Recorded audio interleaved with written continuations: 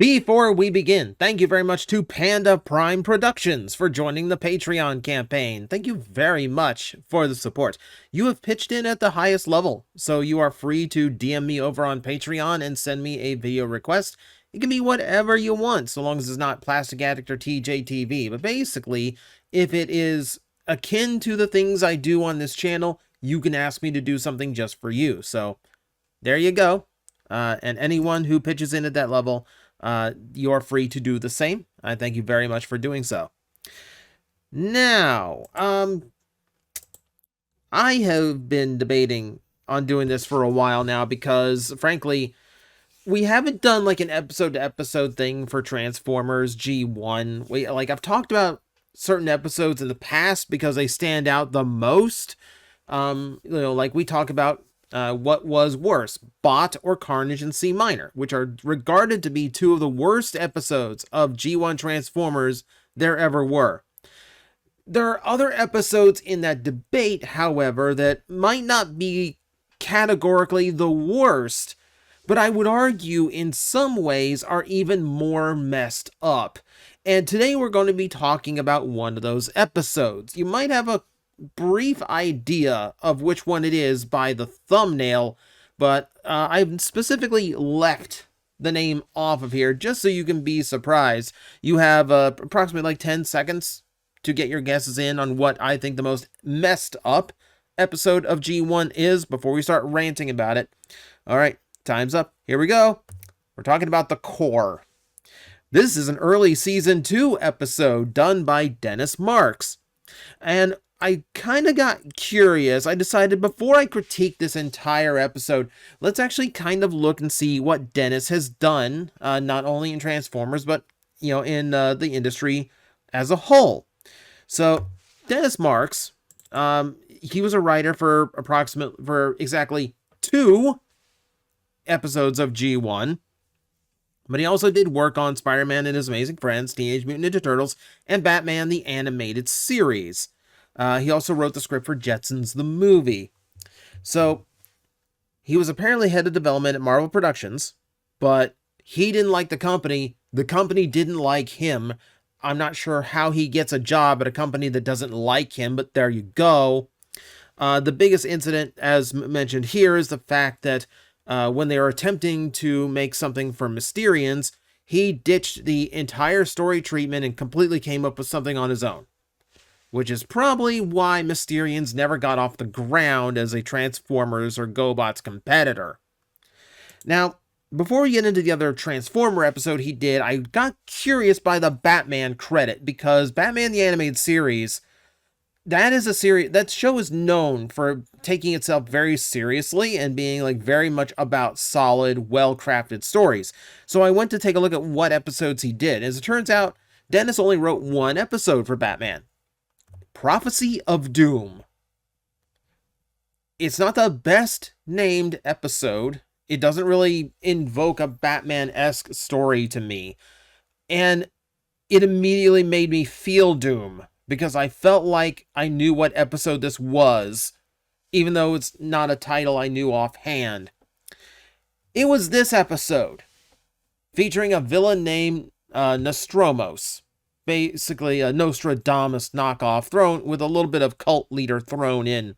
He has no superpowers, he has no special skills, he has no gadgets or tricks that would make him a match for Batman. He is a scam artist. He is a psychic scam artist, and in that he is a fake psychic. And then he's throwing in the whole like doomsday cult leader thing at the same time. Basically by setting up fake prophecies to make people believe that he is, actually able to predict the future. He's really just a cult leader, and he's not a particularly good one. It's a very bad episode of that series. Like, compared to other episodes, it's very low on the list. The character never appeared in anything else. This was a one-time appearance of Nostromos, and thank God for that, because he's a very bad villain. Yeah, not impressed.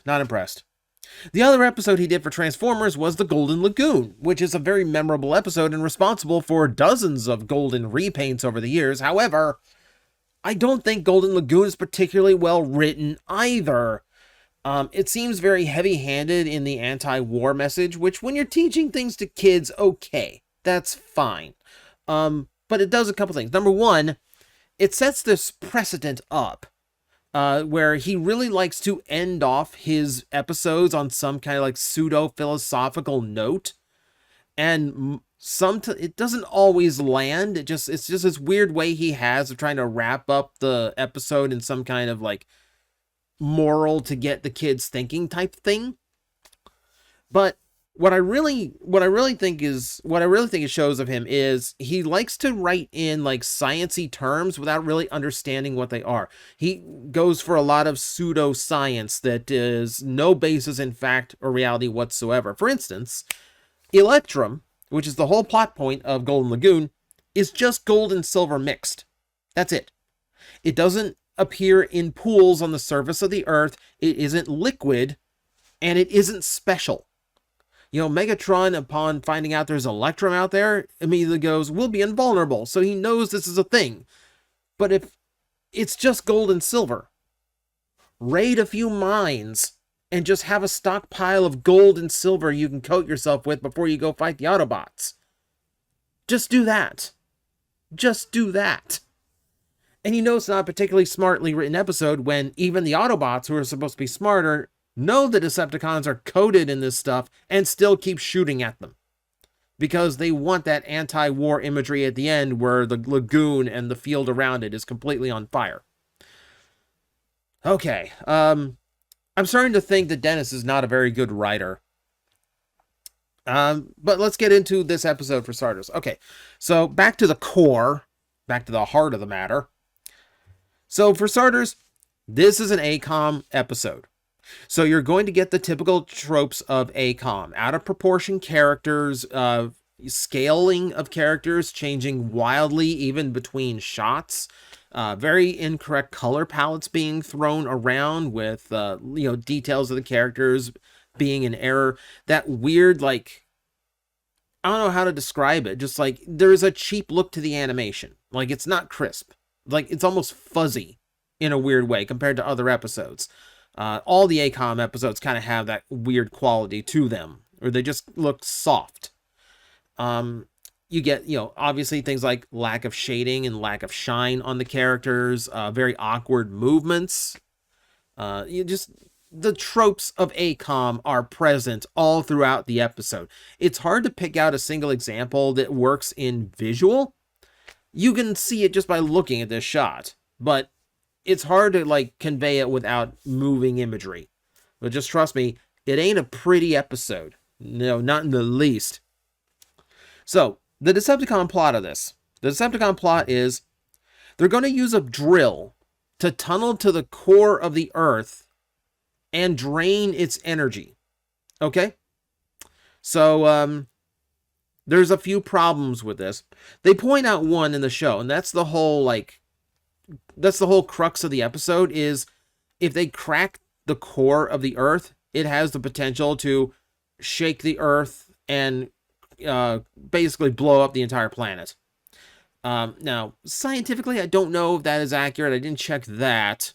I don't think it is. I think a bunch of magma just comes up and fills the hole. At one point, you wouldn't even get to the core of the Earth. Eventually, you would just be hitting magma, and there wouldn't be any drilling anymore. Rock would stop existing, and it'd just be liquid stone. Now, that said, they've already done this. Fire in the Sky was all about the Decepticons tapping the heat energy of the Earth's core. They just did it through these crystals they found in the Arctic at first. If they wanted to tap the Earth's core again, all they had to do was go back to the Arctic, dig the crystals back out, because they weren't destroyed, they were only buried in ice. Just dig them out again and start siphoning again. You got Devastator with you this time. You could have him stand up to Skyfire. This seems like it would work better. But no, we're going to go for an infinitely more dangerous version of this plan. Now, there is a ridiculous escape plan, just as a contingency. We'll see how that goes in a second.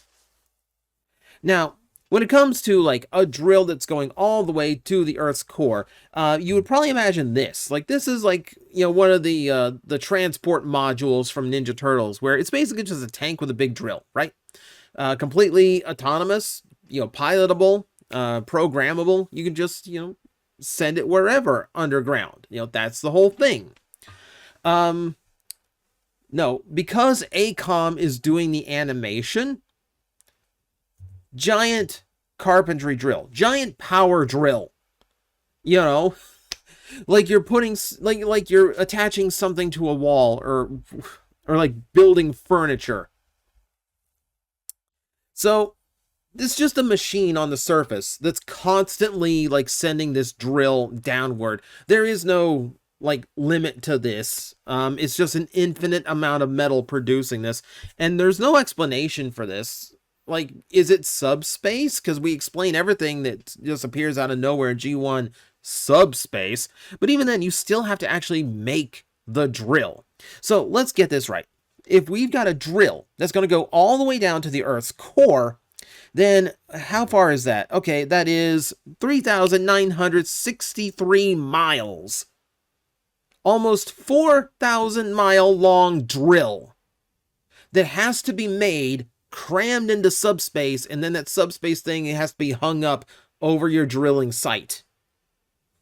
And I love, here's the funny thing, what strikes me the best about this is they don't explain how scientifically it's possible to have a 4,000 mile long drill bit, but they do make a mention of having enough water to keep the drill cool for its final thrust into the core.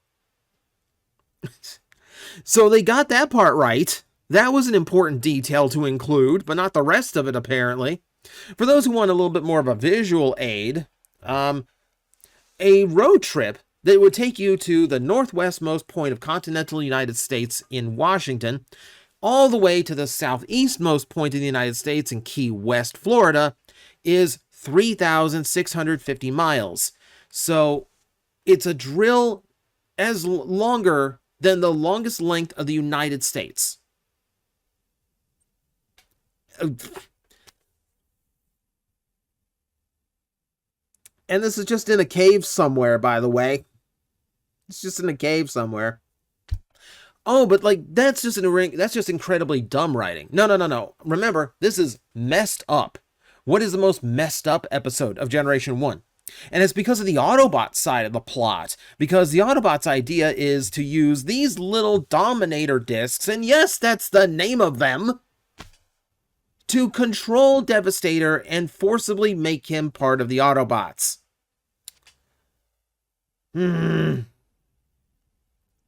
This in no way sounds like an Autobot plan, does it? This sounds like a Decepticon plan, through and through. We're going to mind control our enemies. In fact, I'm pretty sure there are episodes where they've done that. There are, as a matter of fact. It happened to Mirage when he encountered Insecticons. It's happened to Gears when his personality was manipulated. This has happened, but never to the Autobots doing the dominating. It's the fact that Optimus Prime is on board with this. How on earth is the freedom is the right of all sentient beings guy completely okay with enslaving members of the enemy forces? They're treating Devastator like he's a mindless machine, or almost like he's an animal that needs to be kept under control, or like on a leash. And they're just trying, to them, this is just changing who's holding the leash. It just, it feels so wrong for Optimus Prime to be not only okay with this, but like actively participating in it. Okay, Optimus Prime is perfectly okay with taking away the Constructicons' free will. I don't buy that. This is messed up. Now, get this right. Now here's the problem. Here's the thing. This would be perfectly okay if this, if we take into account this episode, The Secret of Omega Supreme, because we know that the Constructicons were reprogrammed by the Robo Smasher to be villainous in the first place. Prior to that, they were either Autobots or neutral. We're not sure which one, but they certainly weren't villains. No, that was Megatron forcibly reprogramming them. So the Dominator Disc could just be restoring their original program and like taking away Megatron's control over them, right? The Secret of Omega Supreme debuted well after the core. So there's no establishing story that makes Prime's actions okay and justifiable here. Oh, no. But here's the thing. Megatron's got this in mind. Like, he knows that that's what they're doing. Like, he catches them doing it and decides, we're just going to let them do this. And then I'm going to use my little remote control to override it. So now we're planning around their plan. They're planning around to plan. We plan around their planning. This doesn't go well either. First off, Megatron does not activate this little controller. This little override switch he's concocted. He doesn't activate it when Devastator is in Autobot headquarters where he could do the most damage. You know, right in the middle of when all the Autobots are getting repaired. And Teletran 1 is there, and their recharge equipment is there, you know, and their human allies are there. They could wreak havoc. No. Megatron waits until they're back at the cave with the drill, where all the fighting is going to cause who knows what chaos to their plan. That's when he decides to pull the trigger. Okay, now, there are a couple things about this episode that aren't too bad. There's actually a few notable things. This is one of the only episodes where the Autobots and Decepticons actually work together, because once Devastator goes completely out of control and the drill is absolutely going to destroy the Earth's core, now we need to kind of get our stuff together. Now we actually need to cooperate and get out of this situation. So that I like. I don't like the line Megatron has when it happens. Now, it's an interesting line from him that you could say adds some character depth to him. There's a little problem with that. We'll get to that in a minute. The line is, I do this only for the benefit of my Decepticons. It grieves me that you will also profit. The problem there is, I don't like the fact that Megatron actually sounds concerned for his Decepticons. This is not the Megatron to do that. So the line feels out of place. Like, it feels like the writer really wanted to convey that Megatron was not happy about doing this, but tried to write it in a more poetic way, and it actually gave Megatron, like, a level of care for his troops, which he doesn't really show at any other time in the series. Especially not when he runs, when it looks like the plan's not going to work. The great thing about this is they're giving us a countdown. They're giving us a countdown to when the core is going to be breached. And you would think, like, okay, if I'm going to book it and in some hope of surviving, you know, okay, I can fly. The Decepticons can fly. You know, so we're pretty fast. We can get away pretty quickly. You know, give us what 30-second head start? You know, like maybe a minute to be safe. Like 1 minute, we'll bail. No. Megatron turns and runs with 1 second left on the clock. That's when he decides to bail. Aside from the fact that he completely left Devastator hanging when he came back up to the surface. And completely abandoning the warrior who was apparently important enough for both sides to fight over for a full episode. 1 second. 1 second to escape the explosion. Literally, by the time he gets to this point and gets this close to his secret door to escape, this is already too late. This already took longer than a second. Oh, and by the way, Devastator, in order to stop the whole drilling process, you would think he would just, you know, maybe like blow up the machine, which you would think just the Autobots and Decepticons would think about and just like do themselves. The whole crux of this is we need Devastator to stop the drill, which is where a tunneling drill would make absolute sense, right? that would actually work.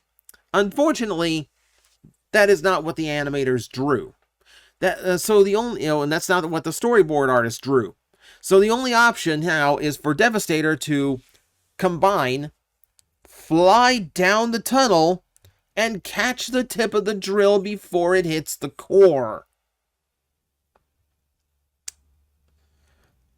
Okay. Let's examine this really quickly, and once again, I know it's just a kid's cartoon designed to sell a toy, but let's go back to the whole part about Dennis doesn't know science. So, if you are flying that fast down, now keep in mind, they're giving us a countdown. When they, when Megatron gives the command to Devastator to combine and go down the hole, the countdown is at 2 minutes. Which, you do the calculation, that means Devastator has to fly 118,890 miles an hour down to reach the tip of the drill. That puts him at a speed of Mach 155. You know how, that means he is going 155 times the speed of sound. I should have looked up light speed, because I'm pretty sure he's getting close to light speed in some of these scenarios. I'll leave someone else in the comments. I'm sure someone in the comments will do a light speed calculation. But here's the problem with that. I said 2 minutes. The Constructicons take time to talk to each other before they combine. And then there's the combination process and the time to jump in the hole. Meaning, time has passed. Once he jumps in the hole, the timer hits 20 seconds. Actually, I think it hits 10 seconds. No. Was it? 10 seconds. Yeah, 10 seconds. So apparently he made the flight of almost 4,000 miles in 10 seconds. That puts him at a speed of 1,426,680 miles an hour, or a speed of Mach 1,859. I don't care if you are Blur and you have scanned Sonic the Hedgehog as your Earth mode, you're not going that fast. This gives me a migraine the more I think about this episode. I mean, I don't expect sci-fi to stick to sci-fi, to actual science, but I mean, come close at least. Please come close at least. Or, you know what? If you don't understand science, don't write science. It's probably that simple. And like I said, the whole thing gets wrapped up in the whole, pseudo-philosophical thing at the end, where he's telling Chip that, don't let go of your dreams. The future is made of dreams. Okay. That's a nice little quote to send the kids off with for the episode. Okay, fine. His dream, though, is for Devastator to join the Autobots permanently. And, I think you're dreaming a little bit too hard there, Chip. But it feels a little bit forced in just so they can have that, pseudo-philosophical nonsense to finish off the episode. Because that's what Dennis liked to do. Now, that said, the weird thing about this episode is, like I said, it's not entirely horribly written. I do like scenarios where the Autobots and Decepticons have to work together. They're more interesting.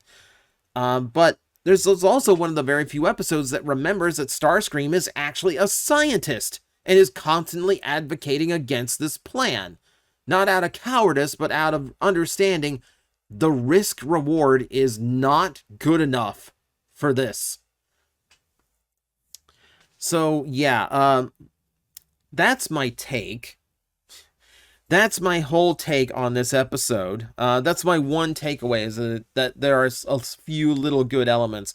But otherwise, yeah, this ain't great. And I just come across, it's not just how bad the Decepticon plan is, and the fact that they've already done this plan. And then just how badly the whole science aspect of it is treated. But also just, Optimus is okay with mind controlling his enemies. I'm not going to get over that. There's so much messed up about that. And that is why I did the whole video. Because I'm here at the toy shop where the TV that's hanging on the wall runs through random cartoons throughout the day. and this episode pops up, and it drives me nuts every time the episode comes up. So if I don't talk about it, it builds up in my brain until I explode. So you had to hear about it today. I hope someone out there enjoyed the ranting at least. But that's going to do it for me today. And as always, thank you very much for watching. I will see you next time.